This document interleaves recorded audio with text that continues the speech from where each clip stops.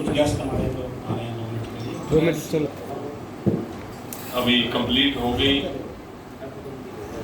Polling, 10 को result आएगा, फिर मिलेंगे आपसे। कई दिन का आप सब लोगों का साथ था, आप सब लोगों की तरफ से बड़ा सपोर्ट मिला। दिल की गहराइयों से पूरी पार्टी की तरफ से मैं आपका धन्यवाद भी करता हूँ, योगेश्वर जी की तरफ से भी धन्यवाद करता हूँ। मिलकर हम सब चले। अब जो परिणाम है वो पेटियों में बंद है, ईवीएम मशीन में बंद है, वो 10 को आएगा। आपने कुछ पूछना हो तो पूछ सकते हैं मुझे। महाराज जी, आपको क्या लगता है क्या बना? मैं नोटिस नहीं कर पाया हूँ पहले का, लेकिन मैं उनको नोटिस नहीं कर पाया। बाकी क्या रहेगा उनका दिखा नहीं मुझे।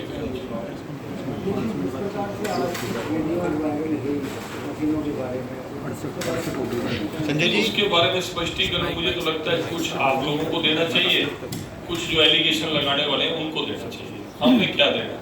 एक सिंपल से बच्चे, छोटी उम्र के बच्चे जो उसको ऑपरेट कर रहे थे मशीन, उनको इतनी बुरी तरह से मारा पीटा, लहूलुहान कर दिया। मतलब इंसानियत नाम की चीज जिसको कहते हैं ना, दिखी नहीं। इंसान के बच्चे थे, वो आए हुए थे यहाँ पर मशीन को, और मशीन भी किसके लिए? हम सब लोगों की मदद के लिए, ताकि आप लाइन में लग के अपना वोट डलवाते हैं। कई बार किसी का वोट किसी पेज की बजाय दूसरे पेज पे चला जाता है, और भीड़ होने के बावजूद उसका वोट नहीं मिलता। बड़ी उम्मीद से वो वोट डालने के लिए आता है, और बिना वोट डाले वो घर वापस चला जाता है, और हम अपील करते रह जाते हैं। इलेक्शन कमीशन भी अपील करता है, हम सब लोग नेता अपील करते हैं कि अपना वोट जरूर डालें, और वो वोट डालने के लिए आता है, लिस्ट के पेज पलटते रहते हैं, उनका वोट नहीं मिलता। वो एक ऐसी टेक्निक है कि आपके मोबाइल के अंदर डाउनलोड हो जाती है पूरी वोटर लिस्ट, और उसको करते ही नाम से करते ही सामने उसका वोट नंबर आ जाता है। उसी को तो पर्ची जो हाथ से बननी है उसकी उस मशीन से, और वो मशीन क्या है भाई साहब? थर्मल प्रिंटर है। वो आप छोटी छोटी किराने की दुकानों पर देखते हो, बस का कंडक्टर लेके उसको घूम रहा होता है। और किस तरह से कांग्रेस के लोग अपने आप को बड़ा प्रोग्रेसिव कहते हैं। कई तो नेता विदेशों से पढ़कर यहाँ राजनीति में आए हैं, विदेश में पढ़ने चले गए थे, वहाँ नौकरी कर रहे थे। यहाँ के आपके सांसद रहे रोहतक के दीपेंद्र हुड्डा जी, और वो अपने आप को इस क्षेत्र का मानते हैं, बड़ौदा भी हमारा है। वो भी जानबूझ के गलतफहमी फैला रहे थे, जानबूझ के मीडिया के अंदर बोल रहे थे, और मीडिया के लोग भी मैं समझता हूँ जागरूक हैं। ऐसी सिंपल मशीन, उसका भी आपको वीडियो दिखा दिया, उसका ट्रायल भी दिखा दिया। और सबसे बड़ी बात, प्रशासन ऑब्जर्वर बार बार मेरी बात एक्सेप्ट कर रहे हैं, मेरी बात को एक्सेप्ट करें, कहते आप ठीक कह रहे हैं जी, आप ठीक कह रहे हैं जी। अरे ठीक कह रहे हैं तो ठीक बाहर जाके बोलो, हमारे सामने क्या बोल रहे हो?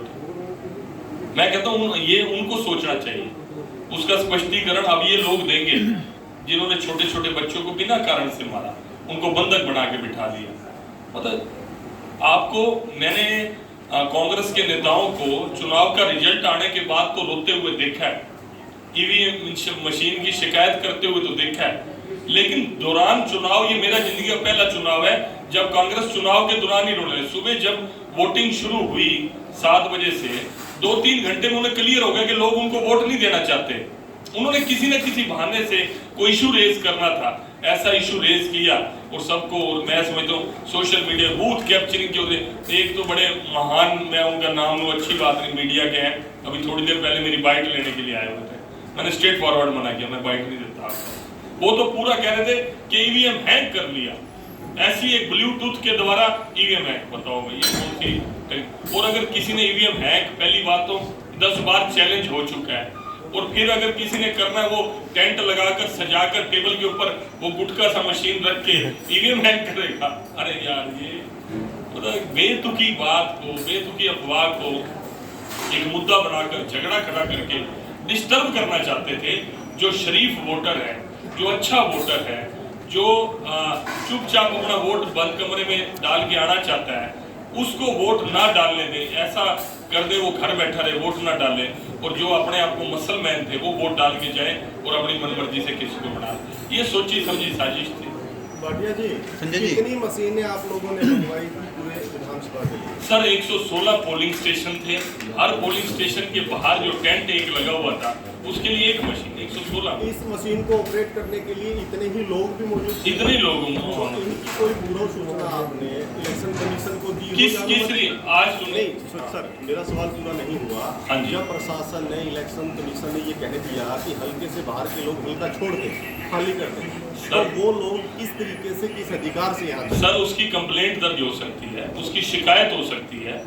उसकी शिकायत करने से पहले आप मैन हैंडलिंग करके उसको पकड़ के मशीन को तोड़ के उसकी मार पिटाई शुरू कर वो दोगे। अलग इशू है सर। या मैं कह रहा हूँ कुछ भी वायलेशन हुई है उसकी कंप्लेंट दर्ज हो, उसका मुकदमा दर्ज हो, जिसका कसूर है उसके ऊपर उसको दंडित किया जाए। ये कौन सा तरीका, अमानवीय तरीका कि आप बच्चों को ही पकड़ के बिठा लो, मारने लग जाओ, ये कौन सा तरीका है? आपका बिल्कुल वाजिब तर्क है। सर, मैं लेकिन वाजिब- मेरा सवाल इससे थोड़ा सा हटके था, क्या इसकी कोई अनुमति ली गई? सर आप एक बात सुनिए, हमने इसकी अनुमति लेनी पड़ती। आज से पहले भी इलेक्शंस के अंदर मशीन हुई, क्या हमें इलेक्शन कमीशन ने ये बोला? हमने बोला, उन्होंने स्पेशल एक टीम बनाई, SIT टीम बनाई, वो सिद्ध नहीं कर पाए कि यार इस मशीन का प्रयोग नहीं कर सकते, ये नहीं बोला। लास्ट मशीन के लिए नहीं कह रहा सर, मैं आगे पूरी आप चलाने वाले लोगों की सर बात कर रहा हूँ, कैसे बात आप मेरा प्लीज जवाब सुनिए। मेरी लाइन पूरी होने से पहले आप बीच में बोलेंगे तो दोबारा से रिपीट करना पड़ेगा। मेरी आपसे रिक्वेस्ट, अपना कौन सा पेपर है वैसा? मैं दाइंग राजेश कुमार। हाँ जी, दाइंग राजेश कुमार। अच्छा भाई साहब, अगर हमने कोई वायलेशन की है, किसी तरह की हमने वायलेशन की है, उसका प्रोसीजर हमारे को नोटिस देना, हमारा जवाब मांगना, वो है कि धींगा मस्ती से उनको मार पिटाई करके उनकी मशीनें तोड़ देना। ये सिर्फ इतनी बात। अगर हमने वायलेशन की है, वो एलिगेशन लगाए, हमारे ऊपर कंप्लेंट दर्ज कराए, हम दोषी हैं तो हमारे को पनिश करें। मैं सिंपल कह रहा हूँ, मैं तो स्वीकार कर रहा हूँ आपसे, इसकी पूर्व सूचना हमें देनी चाहिए थी, हमने नहीं दी। हमारी अगर कोई गलती है तो पनिश करें। लेकिन जिस तरीके से इस चीज को टैकल किया गया, भ्रमित किया गया, पर्ची काटना, ये जो वोटर है उसकी सुविधा थी या असुविधा थी?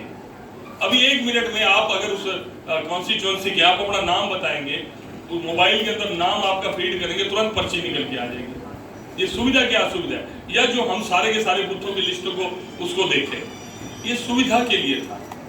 भाटिया साहब, आपने कई घोषणाएं की यहाँ, आपने कहा कि योगेश्वर जीका को मंत्री बनाया जाएगा, IMT बनाई जाएगी, और भी बहुत सारी घोषणाएं दी। चुनाव जीतने के बाद क्या अपनी घोषणा पूरी हो पाएगी? 100% चुनाव जीतना हारना परिणाम ये बड़ौदावासियों का, लेकिन जो भी घोषणा हुई है वो परिणाम उसको इफेक्ट नहीं करेगा। उस घोषणा, हमारे मुख्यमंत्री बहुत ऑनेस्ट हैं, बहुत सच्चे हैं, वही बात मुंह से निकालते हैं जो पूरी करनी है। चुनाव परिणाम के जो विरोधी थे वो बोलते थे, वो कहते थे जी ये खाली घोषणाएं हैं, वो खाली कुछ नहीं होना। ये जब ये कनेक्टिविटी शुरू होगी, सड़कों की सारी सड़कें बन गई, फिर सरकारी मशीनरी का दुरुपयोग हो गया। वैसे बोलेंगे ये बोल रहे हैं काम नहीं करेंगे, काम करते हैं तो इनको सरकारी मशीनरी का दुरुपयोग लगने लग जाता है। योगेश्वर जी को मंत्री बनाया जाएगा जैसे कहा गया है, बीजेपी मिलेगी। सर ऐसा है, ये मुख्यमंत्री जी का अधिकार क्षेत्र है। मुख्यमंत्री जी ने स्टेटमेंट एक जनसभा के अंदर दी कि उनको मंत्री बनाया जाएगा या उनको झंडी कोई और लगेगी, ये मुख्यमंत्री जी का अधिकार क्षेत्र है। सिलेंडर बांटने पर कांग्रेस ने आपको अपना अभियान लॉन्च किया। संजय जी, हाँ पूछ दो, अरे कोई बात नहीं, बच्चा है, इसको आगे कल को बड़ा पत्रकार, जोर से पूछो बेटा, सारे सुनेंगे। बीजेपी पार्टी के ऊपर सिलेंडर बांटने के आरोप लगाए गए कांग्रेस पार्टी द्वारा, कल उसके लिए FIR लॉन्च की। अगर बीजेपी ने वो सिलेंडर बांटे हैं, FIR लॉन्च हुई है, तो 100% उसको इन्वेस्टिगेट करो और बीजेपी को पनिश करो। अगर ऐसा है तो FIR की कॉपी मुझे दिखा देना। क्या उन्होंने कहा बीजेपी सिलेंडर बांट रही है? किसने करवाई FIR? बीजेपी दलाल द्वारा करवाई गई है। अरे नहीं है, प्रकाश द्वारा करवाई गई। कोई बात नहीं, उसकी जांच करो। संजय जी, आपकी पार्टी आदर्शवाद की राजनीति करती है, आप भी करते हैं। अब जैसे ही इलेक्शन जब इस कन्वेंसिंग स्टार्ट हुई, उससे पहले जो आपकी पार्टी का जो इनॉग्रल हुआ था योगेश्वर दत्त का ऑफिस का, उसमें अजय चौटाला को आपने बुलाया। वो व्यक्ति जो जेल सेंटेंस कर रहा है, JVT रिक्रूटमेंट स्कैम में दोषी हैं वो, और आप उस व्यक्ति को लेकर आ रहे हैं अपने स्टेज पे, और आप करप्शन फ्री की बात करते हैं। क्या ये दोगलापन नहीं है? भाई साहब, ये कोर्ट ने अगर उनको पनिश किया है जी, वो अपनी सजा को पूरा कर रहे हैं जी। क्या उनको फिर उसके बाद सार्वजनिक जीवन की मनाही है? नहीं, किसी के सुख में, दुख में, किसी के पक्ष में, विपक्ष में जाने की क्या कोर्ट ने इंस्ट्रक्शंस दे रखी हैं कि आपने कहीं नहीं जाना? नहीं 2000 सर, अगर वो अपने भाव से आज उनके बेटे यहाँ के डिप्टी CM हैं, लोगों ने उनको मैंडेट दिया है, अगर वो अपने बेटे की खुशी में शामिल होते हैं या किसी चीज के अंदर शामिल होते हैं, क्या उसकी कोर्ट ने मनाही की हुई है? कोर्ट ने मनाही नहीं की, लेकिन जो 2019 का जो इलेक्शन कैंपेनिंग था आपका, उसमें पूरा आपने टारगेट किया कि इनकी फैमिली करप्शन के आरोप झेल रही है और दोनों बाप बेटे जेल में जा चुके हैं। चौधरी ओम प्रकाश चौटाला जी के बारे में भी कहा और अजय चौटाला जी के बारे में भी कहा गया, और अब वो पाक साफ हो जाते हैं। नहीं, हम आपको उस वक्त क्या कहा और आज क्या कहा, कोई ऐसी स्टेटमेंट आप बता सकते हैं? उस समय क्या कहा था? स्टेटमेंट उस समय क्या कहा था? भाई इनको चुनाव प्रचार नहीं करना चाहिए। किनको? उस समय क्या कहा था कि इनको चुनाव नहीं लड़ना चाहिए? उस समय भी वो चुनाव लड़े थे, आज भी किसी चुनाव की सपोर्ट में आ रहे हैं। अपना कौन सा पेपर है? हिंदुस्तान टाइम्स से हूँ मैं, इस रीजन को देखता हूँ। उस वक्त भी वो चुनाव लड़े थे, आज भी वो चुनाव लड़ रहे हैं। इसमें क्या डिफरेंस आ गया? डिफरेंस ये है सर, आत्मसम्मान की बात है। एक किसी के ऊपर आरोप अगर लगा दिए जाए तो सर ये आरोप नहीं उनको। नहीं, मैं इसी को रेक्टिफाई कर देता हूँ। जो आपकी पार्टी बिहार में कैंपेन कर रही है, वहाँ तेजस्वी को लेकर ये बोला जाता है कि युवराज हैं, ये जंगल राज के युवराज हैं। बिहार को उनके बड़ौदा में आ जाओ, उनके फादर को बड़ौदा की धांधली, इनकी गुंडागर्दी, इनके मसलमैन, आप जेपी जयप्रकाश की ये बात कर रहे हैं, खुले आम आज पूरे चुनाव की धज्जियां उड़ाते हुए हर बूथ के ऊपर घूमते रहे। बिहार से बड़ौदा पे आ जाओ। नहीं सर, सुनिए बात। नहीं, हमने कोई नहीं कराई, हमें कोई दिक्कत, हमारे अंदर इतनी कमजोरी नहीं रोने की, ये चुनाव हारने की उनके अंदर हमारे अंदर कोई कमजोरी नहीं। और छोड़ो, उनके बड़े भी घूम ले यहाँ पर, हमें कोई दिक्कत नहीं। सर मैं शिकायत नहीं कर रहा, आपने वो मेरे छोटे भाई ने जयप्रकाश का नाम लिया, मैं उनकी बात कर, मैंने इसलिए उनकी बात कर। वो बिहार पे चले गए तो मैं कहा बड़ौदा पे वापस आ जाओ। बिहार में भी मोदी जी कर रहे हैं, आपकी पार्टी के ही हैं सर। पत्रकार है, बड़े सीनियर है हिंदुस्तान टाइम्स के, एक एक करके पूछ ले और बाकियों को भी मौका दो। बड़ौदा पे ही आ जाते हैं सर, बिहार से बड़ौदा। मैं समझता हूँ कि मैं विपक्ष के लोगों के सामने नहीं बैठा। नहीं सर, मैं तो आपका धन्यवाद किया, मैं कोई अपोजिशन के सामने नहीं बैठा और कोई डिबेट में भी नहीं बैठा। मैं तो फिर आपका धन्यवाद करने के लिए आपको बुलाया, आप कोई प्रश्न करना चाहते हैं, आपकी आंखों के सामने हुआ। आप लोगों ने मशीनों को इतना वायरल कर दिया कि साफ होते होते तक शाम तक इलेक्शन ही खत्म हो गया। सर बड़ौदा के वापिस आते हैं। आज आपकी ही पार्टी के पूर्व मंत्री हैं मनीष ग्रोवर और एक रमेश लोहार के ऊपर एक शिकायत कांग्रेस के द्वारा दी गई, उस पर कुछ कहेंगे?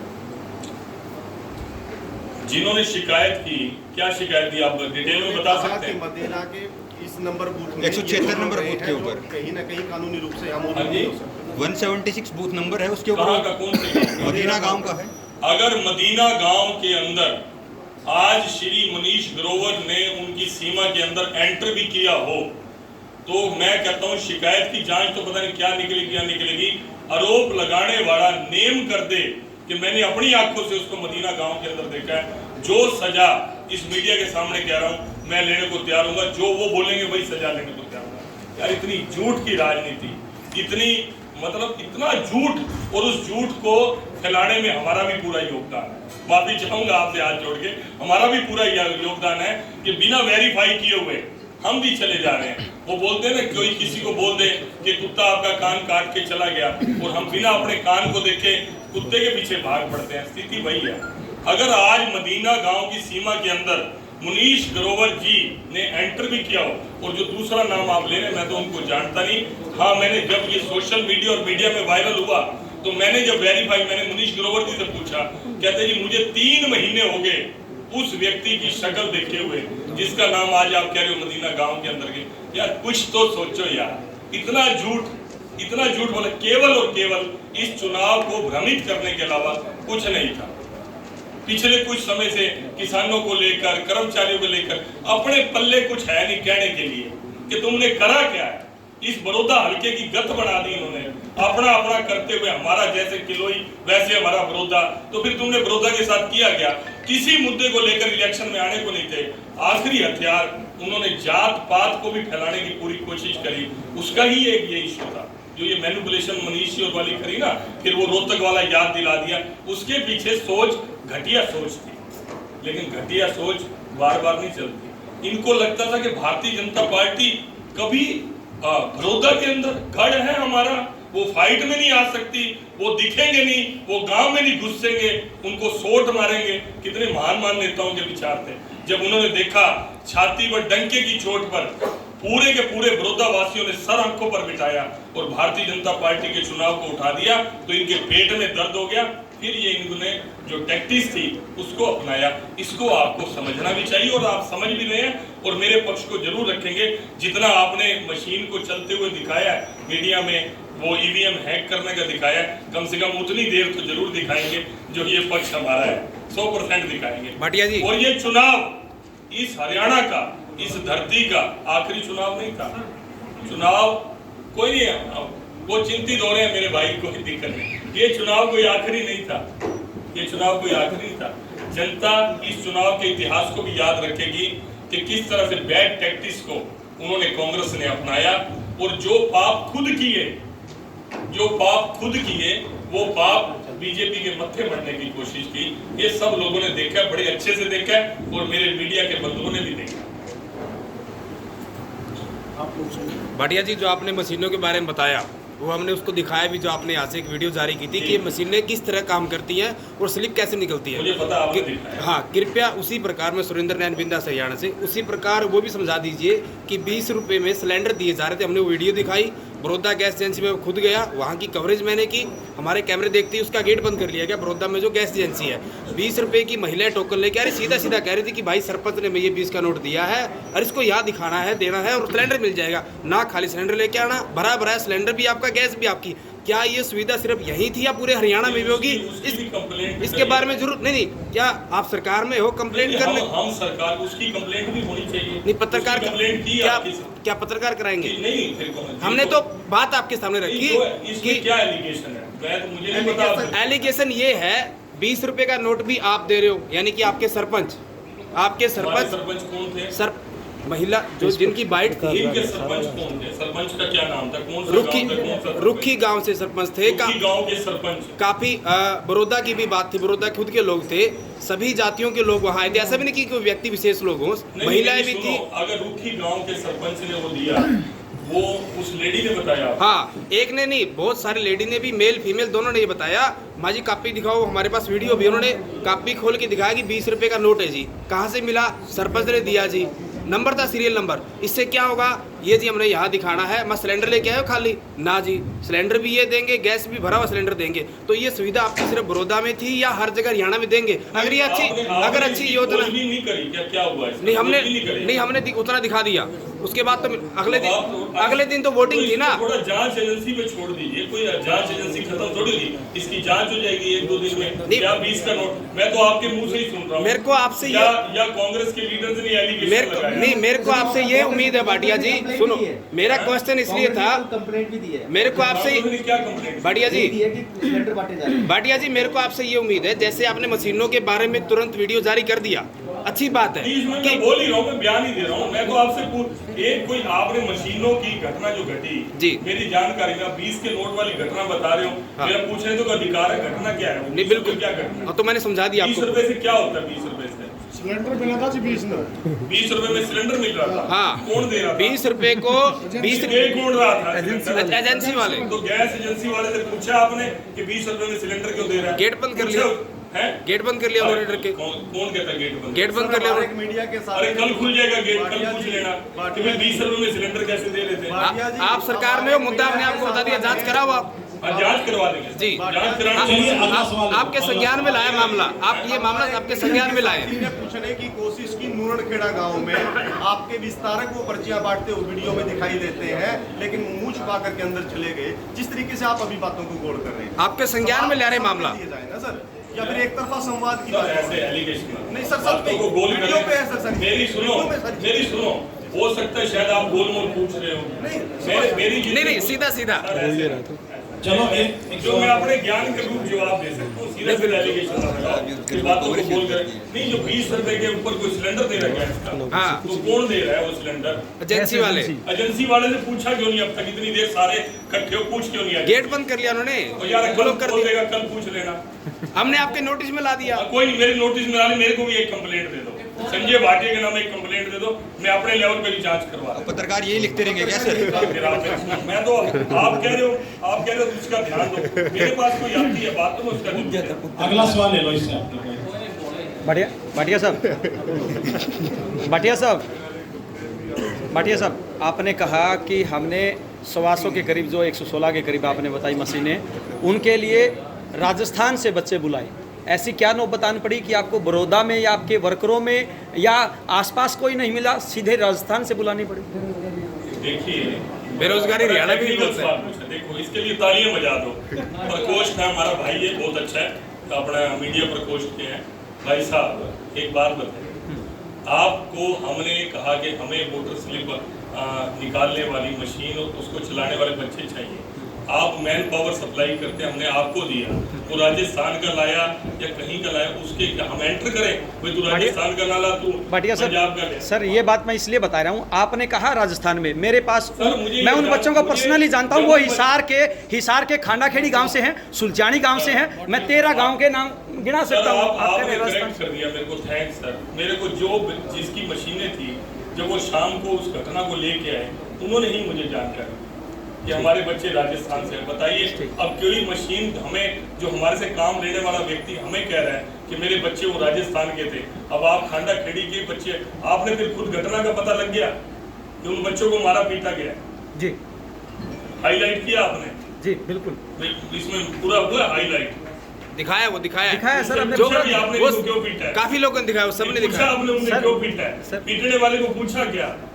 पीटने वाले को पूछा भी आपने? इस बेचारे एक 20 साल के 21 साल के बच्चे को लव लुहान कर दिया, पूछा क्या? इसका क्या कसूर? भाटिया साहब, जो सवाल सर, अगर आपसे कोई वायलेशन किसी ने करी है, सुनिए, जो सवाल आपसे जितने ही पत्रकार कर रहे हैं, जितना मैं नोटिस कर पा रहा हूँ, सभी साथी कर पा रहे हैं, जो आपको लगता है ये स्टीक जवाब, उसका जवाब दे देते हो राजनीति के, कोई हमारी तरफ से कोई काउंटर सवाल होता है, आप उसका उल्टा मीडिया में बोल देते हो। सर, आई थिंक ये मेरे थोड़ा को सा आज की- सिनेरियो सर मेरे को आज की घटना की बड़ी परेशानी है, सभी को है। इंसानियत तौर पे मैं बड़ा आहत हूँ कि किस तरह से बदमाशी और गुंडागर्दी की गई और धींगा मस्ती की गई, उसकी बजाय वो एलिगेशन हमारे ऊपर लगा रहे हैं।